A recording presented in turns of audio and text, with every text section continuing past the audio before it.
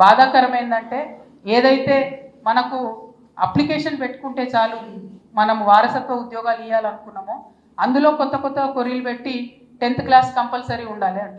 ఇది ఎప్పటి నుంచి వచ్చింది? చదువుకు సింగరేణి ఉద్యోగానికి సంబంధం ఎక్కడి నుంచి వచ్చింది? కేవలం ఇప్పుడు 10th క్లాస్ లేదు అనేటటువంటి ఒక ఆలోచనతోని దాదాపు 470 అప్లికేషన్లు పెండింగ్ పెట్టిండ్రు.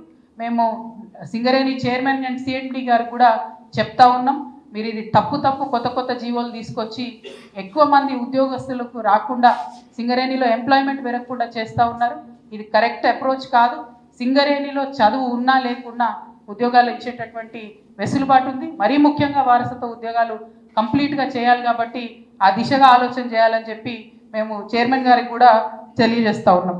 అట్లానే అలియాస్ నేమ్స్ ఏవైతే ఉన్నాయో ఈ అలియాస్ నేమ్ మారు పేర్ల అంశం ఏదైతే ఉందో దీన్ని కేసీఆర్ గారు చాలా క్లారిటీగా చెప్పారు. అప్పుడు చూసి చూడనట్టుగా వదిలేయండి అని చెప్పి, అంటే ఆ 10 సంవత్సరాలు చూసి చూడనట్టుగా వదిలేసినాం, వేలాది మంది యువకులకు ఉద్యోగాలు ఇచ్చుకోగలిగినాం. ఇప్పుడు కూడా అదే పాలసీ కొనసాగాలి సింగరేణిలో. రియాజ్ అన్న చెప్పినట్టు సింగరేణి కార్మికుడు బాయిలకు దిగితే బయటికి వచ్చేదాకా కూడా మరి భారం అంతా దేవుని మీద వేసి దిగుతాడు తప్పితే సేఫ్టీ అనేటటువంటిది ఎవరు కూడా అష్యూర్ చేయలేరు. ఎంత టెక్నికల్గా జాగ్రత్తలు తీసుకున్నా ఎవరం కూడా అష్యూర్ చేయలేము. మరి అటువంటి హై రిస్క్ జాబ్ చేసినప్పుడు వాళ్ళకి ఎందుకు ఒక హ్యూమన్ అప్రోచ్తో మనం ఆలోచన చేయకూడదు? ఇది చైర్మన్ గారు ఆలోచించాలి, ఇది ముఖ్యమంత్రి గారు ఆలోచించాలి. సింగరేణిలో ఖచ్చితంగా డిపెండెంట్ ఎంప్లాయ్మెంట్ని కొనసాగించే విధంగానే ఉండాలని చెప్పి నేను డిమాండ్ చేస్తూ ఉన్నాను.